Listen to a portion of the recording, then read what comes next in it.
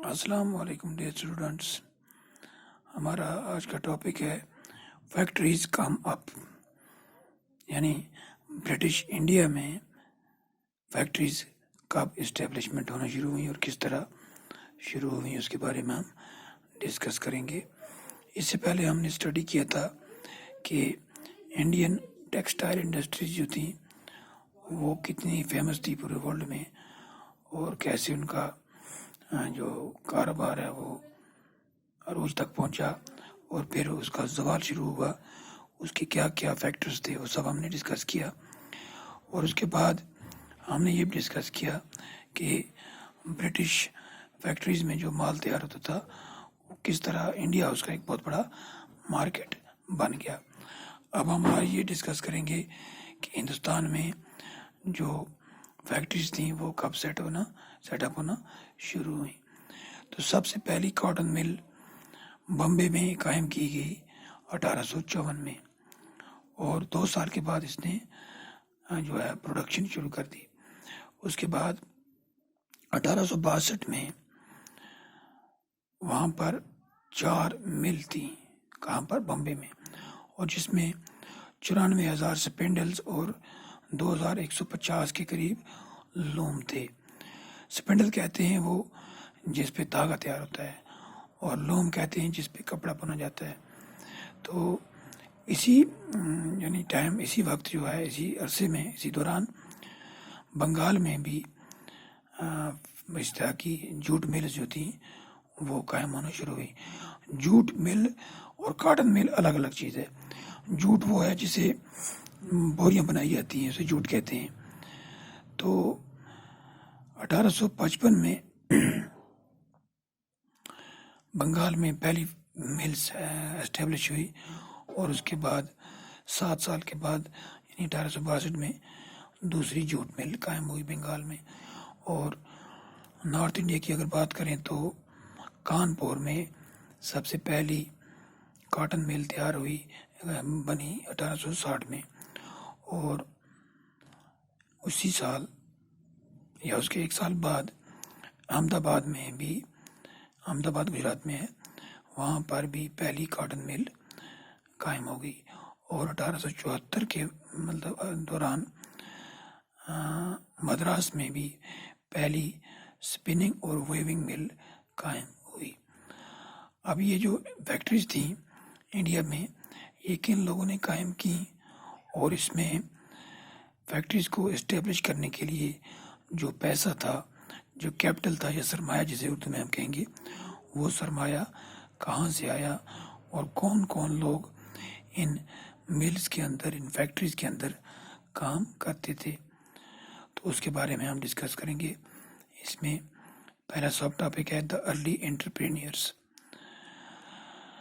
تو سب سے پہلے شروعات میں جس طرح ہم نے کل ڈسکس کیا تھا کہ برٹش ایسٹ انڈیا کمپنی نے جو ہے اپنا کاروبار یہاں پر پھیلایا تھا. اور جب انڈیا میں فیکٹریز لگنا شروع ہوئی تو وہ کون لوگ تھے جنہوں نے یہ قائم کی؟ تو کہتے ہیں کہ چائنا کے ساتھ جو ٹریڈ تھی، انڈیا کی جو ٹریڈرز تھے وہ بہت پرانی ہے. اور 18 سینچری کے اواخر میں، جیسا کہ آپ نے پڑھا ہوگا اپنی 9th کی کتاب میں، برٹش جو تھے وہ ہندوستان سے افیم کی کاشت کرتے تھے ہندوستان میں، اوپیم جسے کہتے ہیں انگلش میں، اور پھر وہ چائنا میں ایکسپورٹ کرتے تھے، اور چائنا سے وہ وہاں سے اس کے بدلے میں چائے لاتے تھے، ٹی. تو اس میں بہت سارے انڈین ٹریڈرز جو تھے وہ ملوث تھے ایز جونیئر پلیئرز مطلب وہ اس ٹریڈ میں فائنانس کرتے تھے، یا سپلائیز میں جو ان کا رول تھا، یا پھر وہ شپنگ کنسائنمنٹس وغیرہ جو ہوتی ہیں، کیونکہ کاروبار جو تھا وہ زیادہ تر شپس کے ذریعے، سمندری سفر کے ذریعے ہوتا تھا. تو اب ان لوگوں نے اس کاروبار سے اتنا پیسہ کما لیا تھا کہ کچھ نے پھر جو ہے ہندوستان کے اندر اپنی جو ہے انڈسٹریز قائم کرنا شروع کر دی.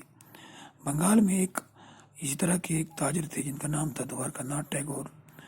انہوں نے سب سے پہلے اس تجارت میں اپنی قسمت آزمائی کی اور اس نے 6 کمپنیاں قائم کی 1830 اور 40 کے دوران. لیکن یہ کمپنیاں جو تھی جب 1840 میں کرائسس ہوئی بزنس میں تو یہ سب کمپنیاں جو ہیں ڈوب گئیں. لیکن اس کے بعد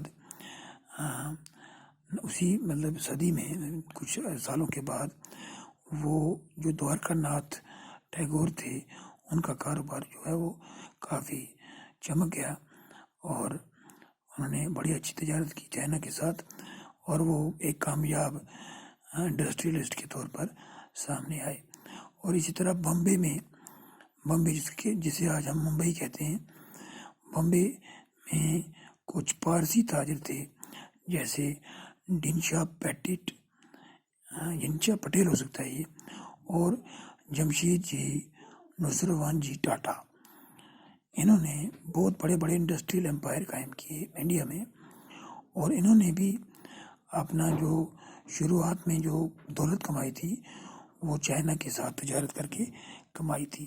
اور کچھ جو ہے انہوں نے انگلینڈ کے ساتھ کاٹن کی جو ہے را مٹیریل سپلائی کرتے تھے، وہاں سے پیسہ کمایا تھا. یہ جو جمشید جی ٹاٹا ہیں، آج کی جو ٹاٹا کمپنی ہے انڈیا کی ایک بہت بڑی کمپنی ہے، یہ اس کے بانی تھے، یعنی انہوں نے ہی وہ کمپنی قائم کی تھی.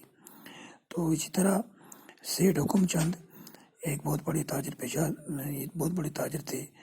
وہ مارواڑی بزنس مین تھے جنہوں نے ہندوستان کے اندر سب سے پہلی جوٹ مل کلکتہ میں 1917 میں قائم کی، اور وہ جو ہے چائنا کے ساتھ بھی اس کی تجارت تھی. تو اسی طرح جو فیمس انڈسٹریلسٹ ہے آج کی جو برلا جسے کہتے ہیں جی ڈی برلا، اس کا جو باپ اور دادا تھا انہوں نے بھی اسی طرح اپنا کاروبار شروع کیا. تو اب اس کے جو ہے سرمایہ ضرور تھا یعنی کاروبار کو جاری رکھنے کے لیے.